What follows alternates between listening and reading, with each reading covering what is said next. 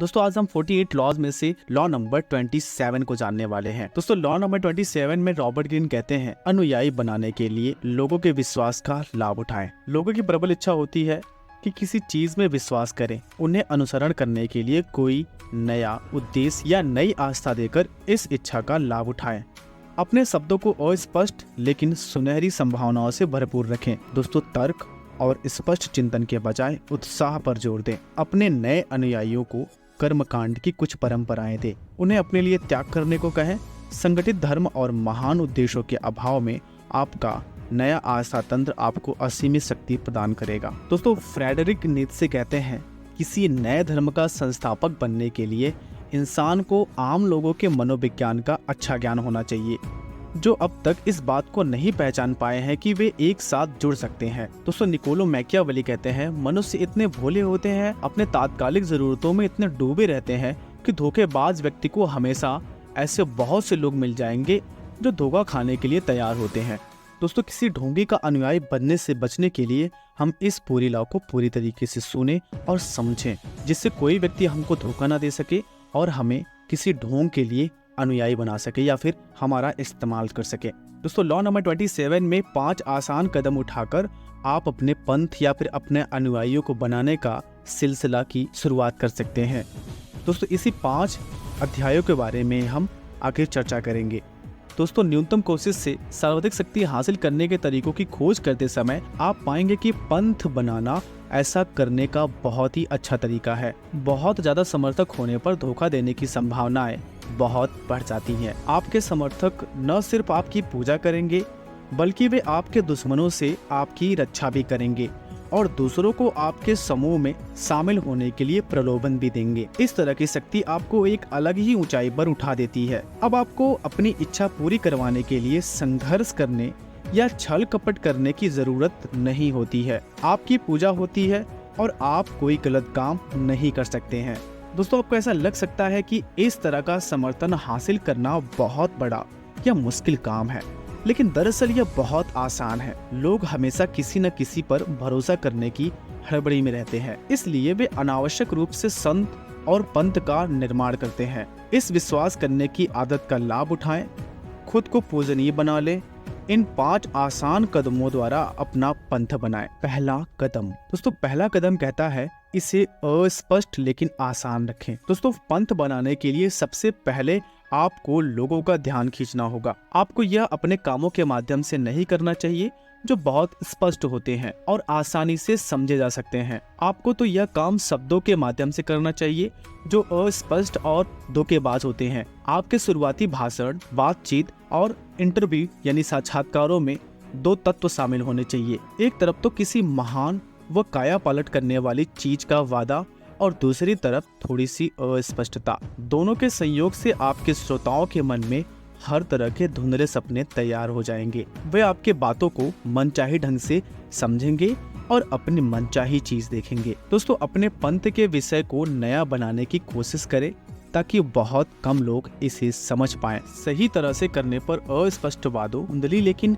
आकर्षक अवधारणाओं और प्रबल उत्साह का सही तरह से इस्तेमाल करने पे आप लोगों के दिलों को जीत लेंगे और आपके चारों तरफ एक पंथ खड़ा हो जाएगा, यानी कि एक लोगों का या आपके फॉलोअर्स का साम्राज्य खड़ा हो जाएगा। दूसरा कदम, दिखने वाली चीजों को बौद्धिक बातों से ज्यादा महत्व दे। जब लोग आपके आसपास एकत्रित होने लगे तो 2 खतरे सामने आएंगे, बोरियत और संदेह। बोरियत की वजह से लोग दूसरी जगह चले जाएंगे। संदेह की वजह से वे इस बारे में तार्किक ढंग से सोचने लगेंगे कि आप क्या दे रहे हैं। आपने जिस धुंध को कलाकारी से बनाया है वे हटाने की कोशिश करेंगे और आपके विचारों के माध्यम से आपकी असलियत को जान लेंगे। आपको इस बात की जरूरत है कि आप बोर हो चुके लोगों को रोचक अनुभव प्रदान करें और शक करने वाले लोगों को दूर रखें। दोस्तों ऐसा करने का सबसे अच्छा तरीका नाटकीय प्रभाव डालना है। खुद को विलासिता से घेरे रखें। चकाचौंध से अपने समर्थकों को चौंधिया दें। उनकी आंखों के सामने भव्यता की तस्वीर पेश करें। इससे वे आपके विचारों की मूर्खता पर ध्यान नहीं देंगे और आपके विश्वास तंत्र के छिद्रों को नहीं देख पाएंगे। इसके अलावा ऐसा करने से आपकी तरफ ज्यादा लोगों का ध्यान आकर्षित होगा और आपके ज्यादा फॉलोअर्स यानी कि अनुयायी बनेंगे। तीसरा कदम। दोस्तों तीसरा कदम कहता है, समूह को बनाने के लिए धर्म जैसा तंत्र बनाएं। आपके अनुयायियों की संख्या बढ़ रही है, अब उन्हें संगठित करने का समय आ गया है। दोस्तों ऐसा तरीका खोजें जो आपको ऊपर भी उठाए और तसल्ली भी दे। धर्मों ने युगों युगों से लोगों को अनुयायी बनाया है और आज के धर्मनिरपेक्ष युग में भी वे ऐसा कर रहे हैं। अपने अनुयायियों के लिए कुछ नियम बनाएं, उन्हें तंत्र के रूप में संगठित करें, उन्हें धार्मिक झलक वाले पदनाम दें, उन्हें ऐसा त्याग करने को कहें जिनसे आपकी तिजोरी भरे और आपकी शक्ति बढ़े। चौथा कदम। दोस्तों चौथा कदम कहता है अपनी आय के स्रोत को छिपाएं। दोस्तों अब आपका समूह बढ़ गया है और आपने इसे चर्च जैसा रूप दे दिया है। अब आपके अनुयायियों के धन से आपकी तिजोरी भरने लगी है, लेकिन ऐसा कभी नहीं लगना चाहिए कि आप धन या इससे मिलने वाली शक्ति के भूखे हैं। इस समय आपको अपनी आय के स्रोत को छिपाना चाहिए। दोस्तों आपके अनुयायियों को यह विश्वास होना चाहिए कि अगर वे आपका अनुसरण करेंगे तो उन्हें हर तरह की अच्छी चीजें मिल जाएंगी। दोस्तों विलासिता से खुद को घेर कर आप अपने विश्वास तंत्र के पुख्ता होने का जीता जागता सबूत बन जाते हैं। यह कभी उजागर ना करें कि आपकी दौलत दरअसल आपके अनुयायियों की जेब से आती है। इसके बजाय ऐसा जताएं जैसे आपके विश्वास तंत्र की शक्ति के कारण आप दौलतमंद बन रहे हैं। दोस्तों पांचवा और अंतिम कदम। पांचवा कदम कहता है हम बनाम वे का तंत्र स्थापित करें, यानी कि वी वर्सेस दे। समूह अब बढ़ गया है और समृद्धि हो रहा है। यह किसी चुंबक की तरह लोगों को आकर्षित कर रहा है, लेकिन अगर आप सावधान नहीं रहेंगे तो काम न करने की आदत यानी कि अकर्मण्यता हावी हो जाएगी और समय तथा बोरियत आपके समूह की चुंबकीयता को खत्म कर देगी। अपने अनुयायियों को एकजुट रखने के लिए आपको अब वह करना चाहिए जो सभी धर्मों ने किया है, हम बनाम वे का तंत्र स्थापित करें, यानी कि वी वर्सेस दे का तंत्र स्थापित करें। दोस्तों सबसे पहले तो यह सुनिश्चित कर लें कि आपके अनुयायियों को यह विश्वास हो कि वे साझे लक्ष्यों के एक सूत्र में बंधे हैं और एक विशिष्ट समूह का हिस्सा हैं। फिर इस बंधन को मजबूत बनाने के लिए एक चालाक दुश्मन की ओर इशारा करें जो आपको बर्बाद करना चाहता है। अगर आपका कोई दुश्मन ना हो तो दुश्मन बना लें। दोस्तों फाइनली ये ऑडियो बुक समरी समाप्त होती है।